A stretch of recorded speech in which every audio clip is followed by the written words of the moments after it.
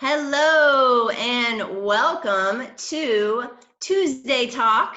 I'm Stephanie Fish with Norton Sports Health, and this is our Tuesday Talk, which we do every Tuesday for the KDF Mini and Marathon Training Program.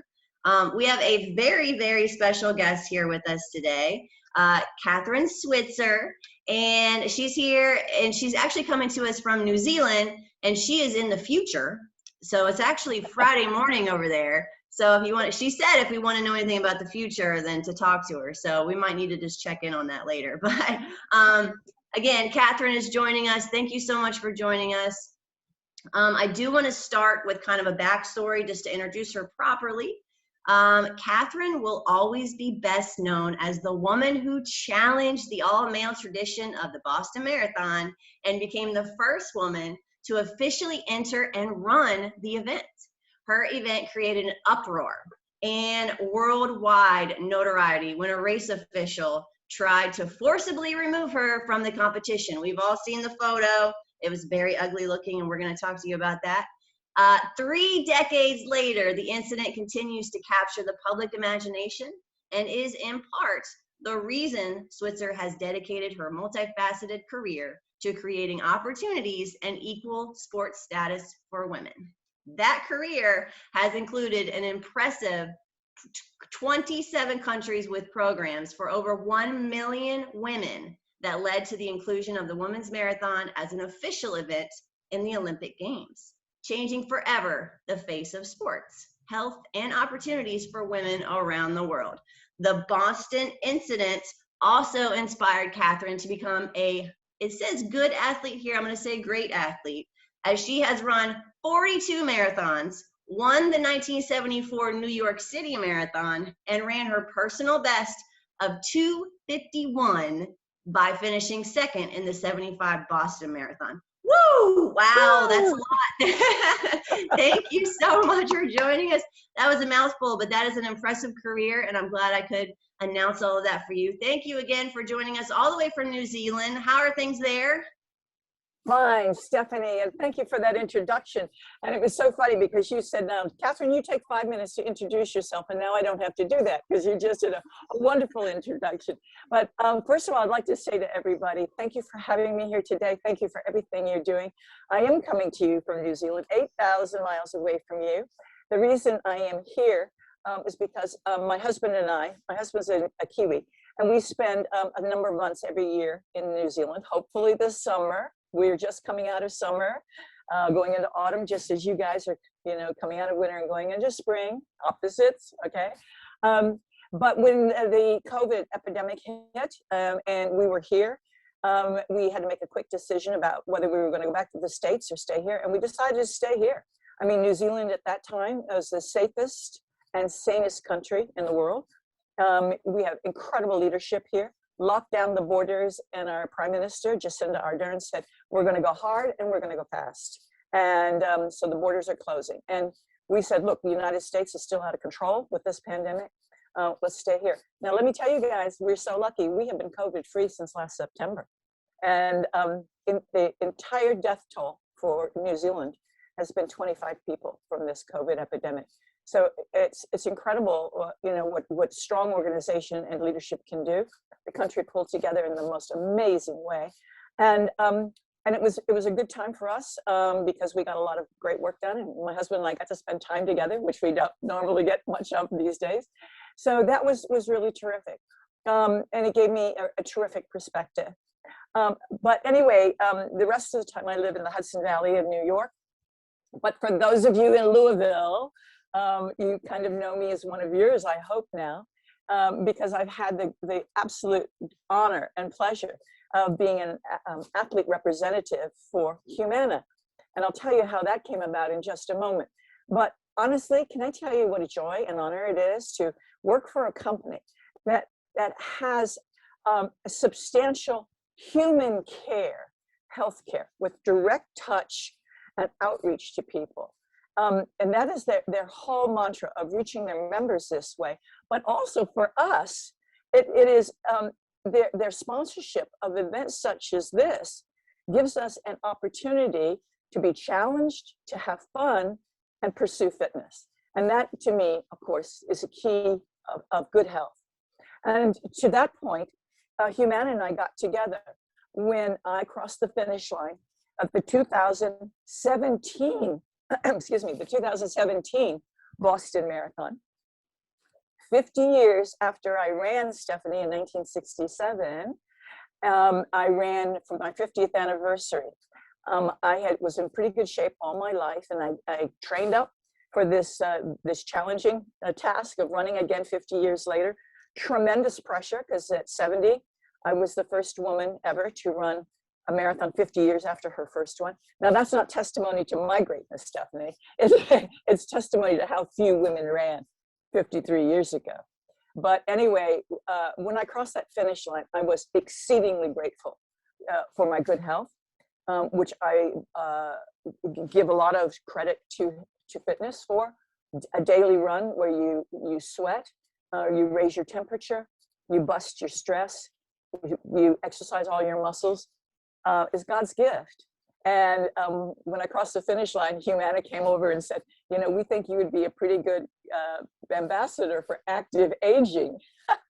And I said, well, I don't think I'm old enough. So it was a great relationship, and has been, as we travel together to do rock and roll races. And especially I love their sponsorship of the Kentucky Derby Festival Mini and Marathon. It's just a delightful event, and I was there a couple of years ago, I guess the last one that was run without lockdown, and participated. So let's get to it. I know these people really want to start training, and I have lots of questions that you have that I can answer. I'm happy to do that. That's awesome. Thank you for that. Yeah, so you just, I mean, you said your age, 70, active. No, 74 now. 74 now. Oh, that was 4 now. years ago. Wow. But Yeah. you only look like 29. So that's I love great. it. Keep it on. Keep it coming. You have that ring light, don't you? The ring light that makes you look. No, I don't. I have a desk lamp when I put a piece of paper over. I'm too cheap. I have the same thing. I have a desk lamp with a scarf on it, and I'm like, please make me look good. That's so funny. But yes, we do have a lot of questions. And kind of going back, I'll go back a little bit to the beginning of your career, and then we'll kind of do some fun questions. But I think a lot of people want to know, back in 1967, when you towed the line at Boston Marathon for the first time as a woman that was not supposed to be there, what were you feeling at that moment? I was really confident and excited, because I'll tell you the truth, I had done not only the 26.2 miles in practice 2 weeks before, I had done 31 miles. I told my coach when we were doing our final workout that when we finished the 26.2, and he said, wow, you look great. I just can't believe you look this good. I said, I feel too good. I think we should run another 5 miles. And this is an apocryphal story, because he said, you can run another 5. And I said, sure, can't you? We were running together. And he said, I guess. And so we carried on for 5. And then I saw him begin to really lose it, you know, go gray and lost his eyes the last mile. And I pulled him in with my arm and I said, come on, we can do this. And when we finished, I threw my arms around him, because I mean, I felt like I'd won an Olympic gold medal. And I said, we're going to Boston, because I had to prove to him that I could do the distance before he would take me. And he passed out. And when he came to, he said, women have hidden potential in endurance and stamina. And we had discovered the most amazing thing, and I don't want the guys to get upset about this, but actually women have more potential in endurance and stamina than men. The longer it gets, the better we are. Women are winning outright, ultra races, grand traverses, 24-hour runs. But here's the point, which is really cool. It doesn't make us better athletes, it makes us different athletes. We will never have the speed, power, and strength of guys, but we have more endurance, stamina, flexibility, and balance. So doesn't it make us a great team? And here in New Zealand, we have this race called the Grand Traverse, which is 6 days. Oh, incredible. It's over glaciers and you know, mountain passes and everything. And the best people are tough, you know, ultra athletes are there. Have to be 3 men, 3 women. And the men push for the first 3 days, and the women always bring the team home. And the top guys say this, and I say, why is that? And he said, we can't read the compass anymore. You know, they've kind of lost their thinking. And I said, hey, you know, a woman has 6 kids at home screaming for 6 days, you know, and you don't lose your mind. Mother Nature always prevails. Anyway, that's sort of a joke, but that's what Arnie and I had sort of discovered that day out there when we were training. So when I told the line at Boston, to come back to your story, all right, I'm sorry, see, I take a long time, but there's lots of good information here. When I was towing the line, I was anticipatory, but I wasn't scared. And all the guys were wonderful to me.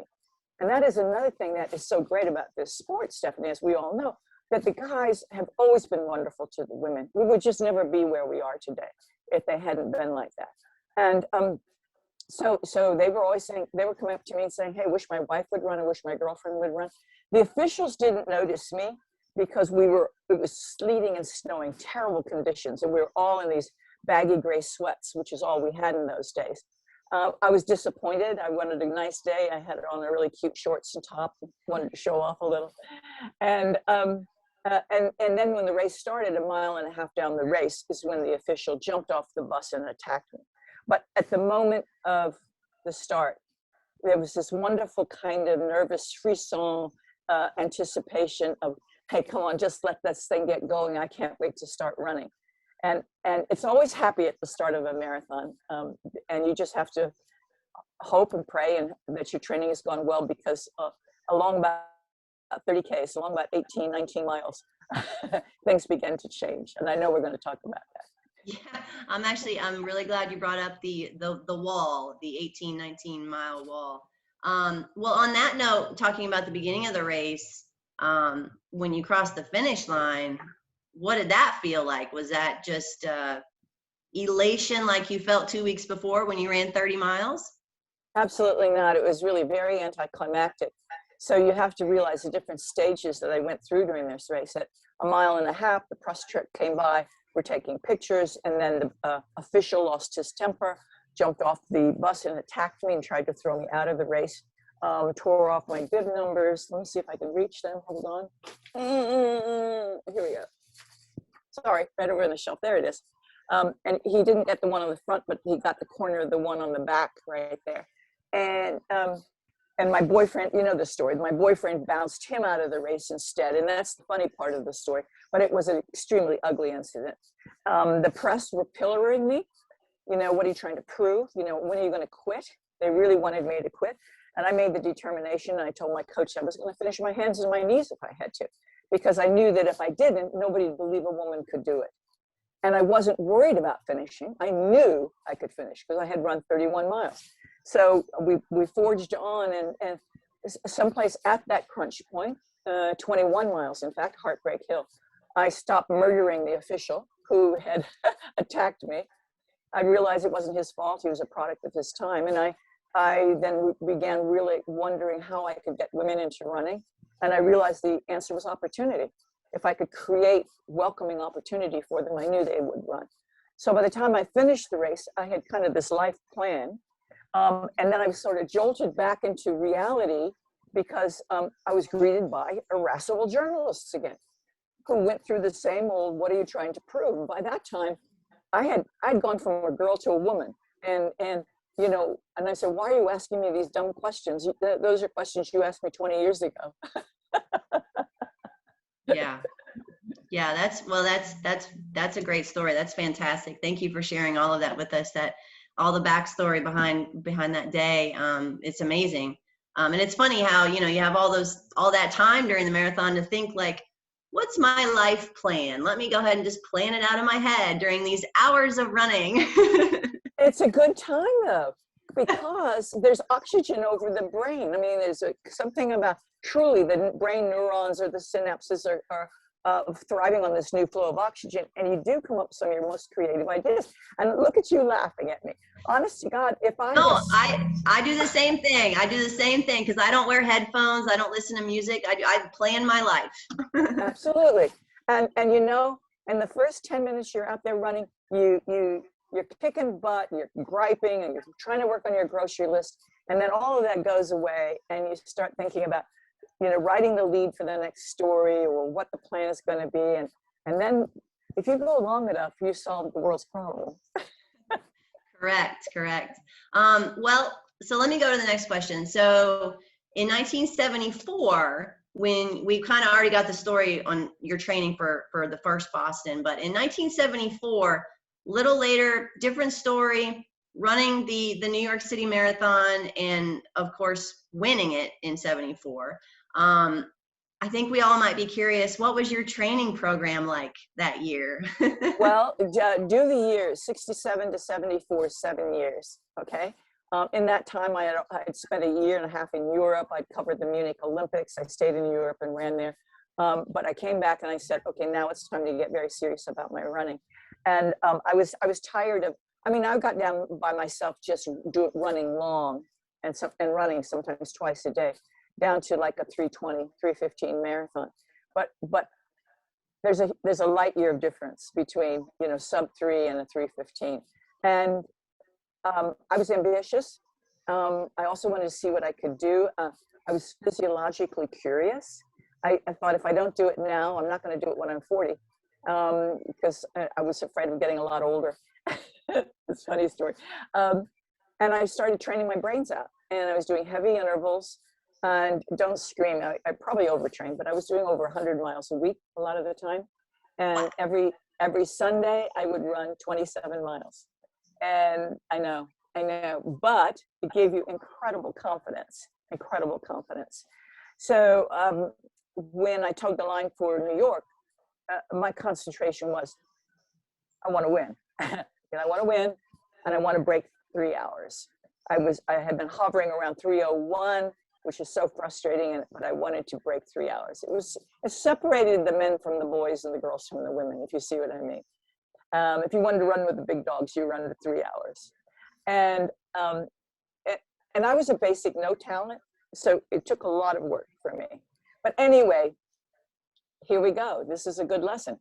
The day of the race, the night before, the weather completely changed in the night. It had been a beautiful, cool autumn day the day before. In the night, the weather changed completely.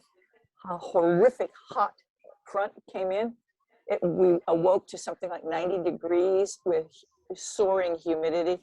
You would have canceled the race nowadays. But the race goes on. You know, everybody's running under the same conditions. Half of the field dropped out of that race, and a lot of them were taken to the hospital because they just didn't know anything about heat exhaustion in those days.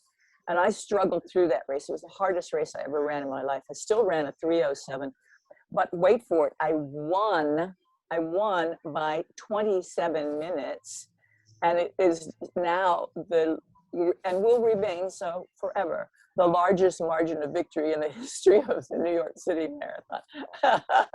Wow, 27 minutes. People are just sitting around. So where's second place? Is everyone else just like gone? Well, I think most of them were carried off on stretchers. So I actually don't recommend running as hard as you can run in that kind of temperature. But fortunately, you know, I was really well trained, and I had been training under every conditions for many, many miles. Wow. But anyway, yeah, so the focus is different. When you're running your first marathon, and I know that's going to be one of your next questions, we might as well get into it right now. It's completely different. Your goal should be to finish, and finish healthily, and learn as much as you can from the experience. And basically, to prevent the intimidation of that marathon, it always helps to have done good training. I mean, preparedness prevents intimidation, right? We know that. Training always works. So I don't want to put the fear of God into anybody who hasn't done the full distance in training. But if you haven't trained more than a half marathon, you're going to have to do some walking. And in my view, otherwise you may not make it to the finish line, simply because your body's not used to that expenditure of energy and that workload. And as you all know, when you ran your first 5K, let's say, you said, "Ooh, I'm tired." But then when you went out and trained did 6K, when you got to 5K, it was easy. So the body remembers what it did last. So if you've only run a half marathon, let's say, when you get to in a marathon, when you get to like 14 and 15 miles, it's going to start getting harder, and then it becomes a long way. So I would, in that case, recommend alternating walking with running. And actually, you can get to the finish line pretty fast by putting in some walking breaks and using that time to drink some water and Gatorade and eat your energy bar. Yeah, well, and that'll actually just drop me down to one of my questions on that note. I have people ask me, when I hit the wall, like, how are those last, let's say, 6 miles going to feel? And I'm just like, well, terrible. So, I mean, that's just kind of the way it is. But I mean, I don't know if you have any thoughts on, how do you get through those last few miles? Well, okay. So again, the best way is to have done the training. But if you haven't done that much and you're going to hit the wall, first of all, prolong hitting the wall as long as you can. That's why if you put in walking breaks, there's a real good chance that you won't hit the wall at all, and you have time to take your energy drinks, etc. I mean, I've known many friends who do walk run for the whole marathon, and they have never had a hit the wall experience and go out dancing and drinking beer that night. So that's one way of looking at it. But what happens if you have been running and you get there? It's sort of like falling into a big hole that you can't climb out of. And it just takes a long time. You're going to be walking when you finish, or maybe not. Who knows? Maybe you've got the gift of energy resources that we don't know about, and I would hope that happens to you. But you know what? Talk to people as you're walking along. Stop and stretch. Keep moving, and realize it's probably faster, even going slowly as you are, to get to the finish that way than quitting. When you quit, you still got to figure out how you're going to get to the finish and get your gear and go home. Yeah. Even if you finish, you still are probably going to end up walking another mile. Get your snacks, get your gear, get to your car. I mean, be prepared for that. Yeah. So also, and take care with the sun. See, sometimes what happens is you start really early in the morning. It's cool. You feel great. And then that sun comes out. I mean, I remember that when I was there last time, and it got really hot. So, make sure that you have a hat, and keep pouring water on you and over your head even. Yeah, and you kind of learned that year that Kentucky weather is different day to day, especially in the month of April and May. We have no idea. I mean, it could be 40, it could be 80. So we don't really know. You just have to kind of expect the unexpected and be prepared for all of the above. That's what I tell everybody. I do want to ask you, so you've been running 50 years. How has your body evolved and changed and adapted over those years to continue to be able to run marathons? I've actually been running 63 years. I started running when I was 12. So that is quite miraculous. Look, I think the thing is, how does, first of all, as you age at a certain point, and I realized this in my late 40s and early 50s, all of a sudden, the workout I did every day and how long it took was taking longer. And it was a pretty distressing thing. And that I was putting on a little weight around my midsection. And that was very distressing, having always been sort of thin and agile. Normal aging process. So things slow down and it takes longer to recover. That's the biggest thing. And also beware of injury, because it takes a lot longer to recover from an injury. And you still have to do the physio and the work and have enormous patience. So I think in terms of keeping fit for all of your life is not as hard as it seems. It's a pleasure. I mean, you just dedicate a few minutes or hours a day or a week to going out there or going to the gym or whatever. I always say, try to get outside, try to get air, try to get fresh air and sunlight.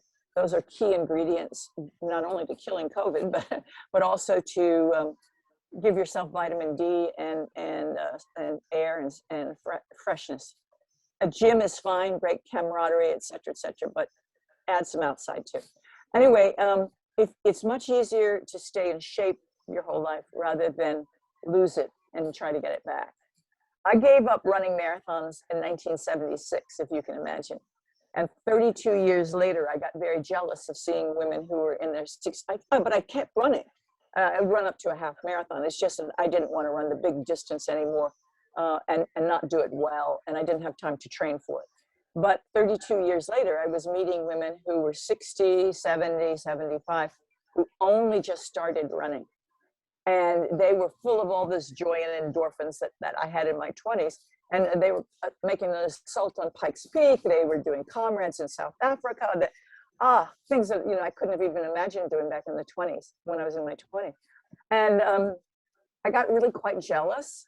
And I said to my husband, I said, you know what, I think I'm going to train up and run. We were at a marathon. I'm going to train and run up this marathon next year. It was a big mountain marathon in New Zealand. And he said, why would you do that?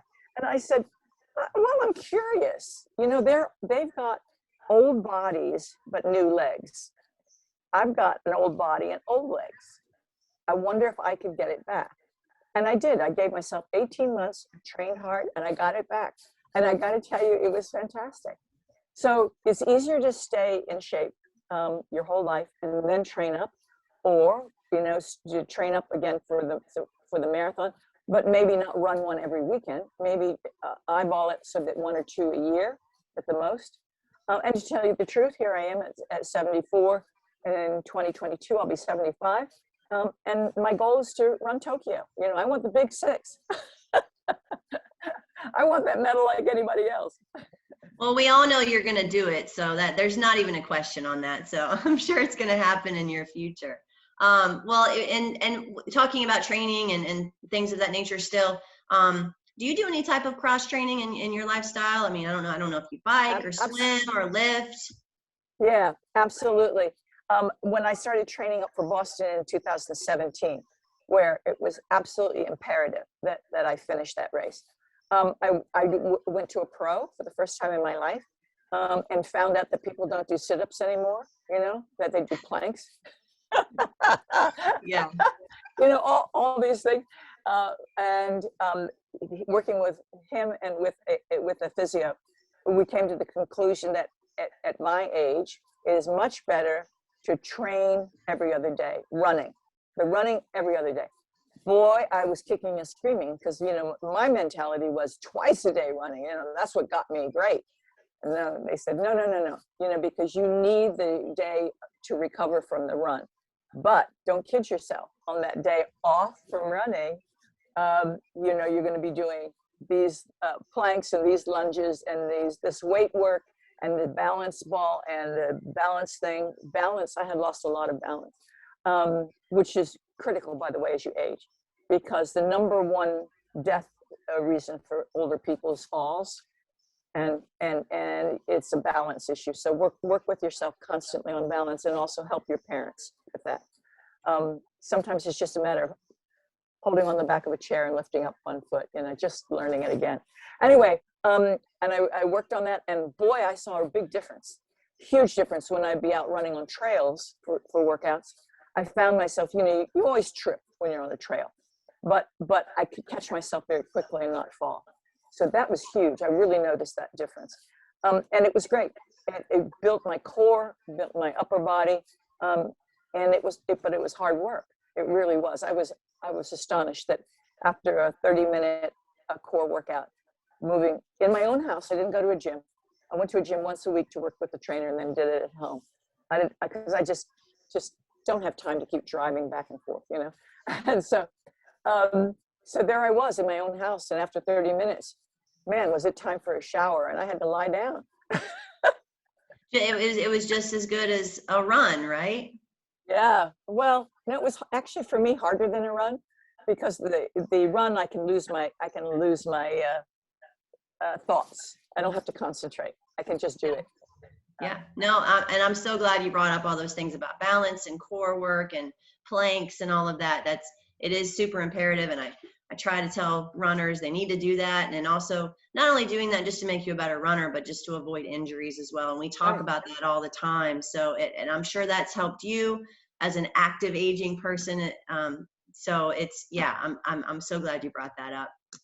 The running itself, let me say, was a modification of what we do as training runs. So for instance, once a week, a long run. And at first the long run was only an hour, and then it became an hour 15, then an hour 30, etc. So as it got really long, and you have to understand at my age, I have to face the fact that I might be out there for 4 or 5 hours. Come on, Me that too. is, Me too. when you're on your legs that long, you have to let your body learn how to be on your legs that long. I'm talking to you now, I'm standing up. I work standing up. And so my legs are pretty strong, but running for 4 or 5 hours is, it takes a lot of working up to. Therefore, it wasn't once a week. So when it got to like 4 and 5 hours, that would be at least, it'd be 10 days between, because that was very, very long. And try to give yourself a pleasurable way of doing that. For instance, here in New Zealand, for instance, I can go up in the mountains and run the trails, which is really fantastic. Or run on a bike trail in Louisville and along the river and see things. And try to watch your surfaces. Concrete is extremely hard on your legs as you get older. I swear my knees were saved by running almost always on dirt trails, if you can do that in a park someplace. I try to get my people to run trails, especially on recovery weeks. I try to get them try the trails. They're lovely, they're quiet, they're fun. It's something different. It's easier on your body, and I don't know if they're taking my advice or not. Oh, they should. Getting close to nature like that is absolutely wonderful. A lot of women, I think, are afraid to run trails because they feel like, that is dangerous, that somebody will assault them or something. Honest to God, you're in much greater danger getting into your car in a parking lot than ever out on a trail. If somebody wants to mug you, that's a trail. They have to wait a long time to find you. Yeah. What's the dog's name? Sorry, I gave her 2 bones hoping to keep her away. This is Ivy. A lot of my trainees know her because she's in a lot of my videos. So I'm sorry. She's always No, around. I love her. I love the casualness on that. And since it's breakfast time for me, I'm drinking my morning coffee. Yeah, we're super cash here. Well, you know what? Now you bring up coffee, I'm going to move to one of the other questions, just kind of a fun question. So I did have somebody ask me, or ask me for you. So what were the snacks like at the finish line in like the late 60s and early 70s? And then also, what's your favorite snack after a race now? I got to tell you guys, the Boston Marathon didn't even have water stations until the 80s.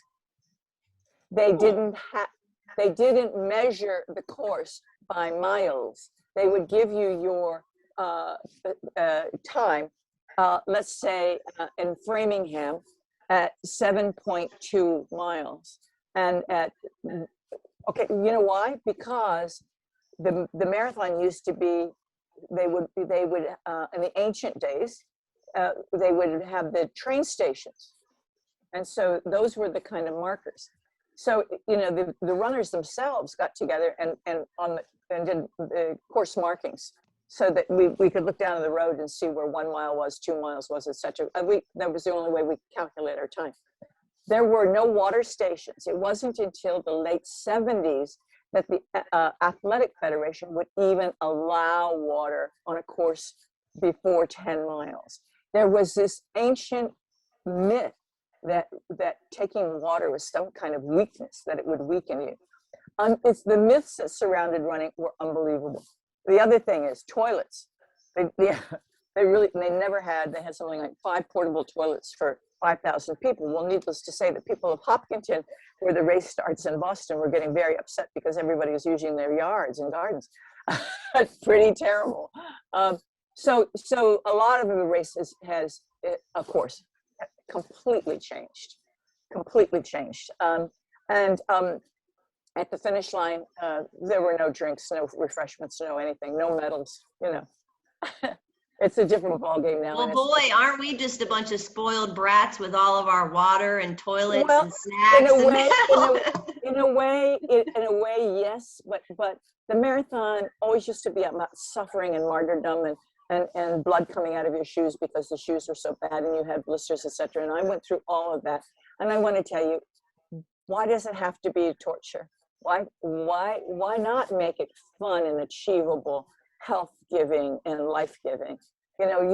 This is not to ruin your life. This is to enhance your life. So I have to applaud people like, you know, Humana and rock and roll and the New York City Marathon, who really changed the ball game for the long distance running. That's awesome. So then what is your go-to snack after a race now? Well, I'd love to tell you my go-to snack is going to be an energy drink and an energy bar. The reality is that I am craving so much salt and not sugar, but actually something salty.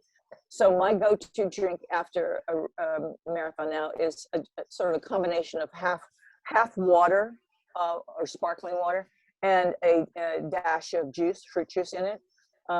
And I will try not to tell you that it's potato chips, but maybe some salty rice crackers until I can get a decent meal. That's okay. You know what? Here's another one though that's good, and it's often provided at the end of the Humana Rock and Roll series, which is chocolate milk and a banana. And that I also love. That really works. Yep, yeah, we're big on chocolate milk and bananas, and I may or may not bring donuts to my training runs, but it's only because they ask for it. But you know, it's a thing. You know, but I'll tell you this: after a training run, especially with my group of 261 Fearless, which I should tell you about in a minute,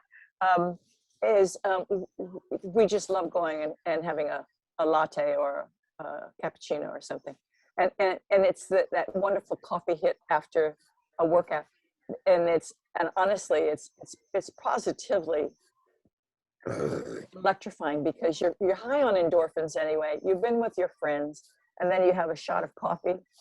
Doesn't get better than that. It's fun. Really. When I'm done with the run, the coffee's the first thing I go for as well. And I'm Absolutely. glad you did bring up 261 Fearless, because that was one of my questions. I would love for you to talk about it.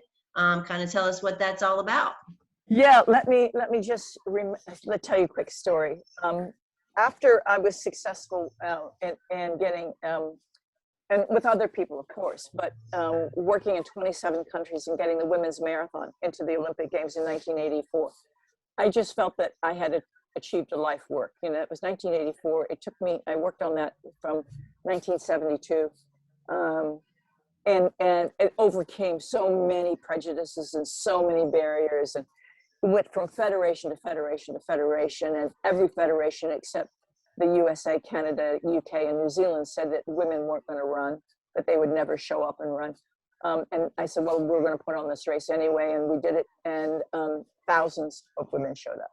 So 1 million women later, we could convince the International Olympic Committee that we had the requisite number of countries and continents to be included in the Olympic Games. So I felt that, oh my God, that's my life achievement. That it just doesn't get better than this. And then about 3 days later, I realized that was really great for leveling the playing field and letting the world know that women could run the marathon distance. But what about actually getting them out of their houses and getting them over their fear of running, of taking that first step? That most women in the world, and this is the tough part of this story, most women in the world today still live in a fearful situation. Okay, whether they're under a burqa in Afghanistan or they are your next door neighbor living in a domestic crisis that you don't know about. But if we can give them an opportunity to take that first step and just walk and run together in a safe community for 1 hour a week, they can start to overcome their sense of limitation and have a sense of self-esteem and self-worth. And that's what 261 Fearless is all about. And we launched it because that old bib number suddenly became a number meaning fearless in the face of adversity. We harnessed this momentum and created 261 Fearless nonprofit, which is a series of community clubs around the world where we welcome women to not be competitive, to social running, but to take that first step. And if we back it up now with some really substantial educational programs and empowerment programs, and you guys can join us. We'd love to have you as members or maybe potential coaches.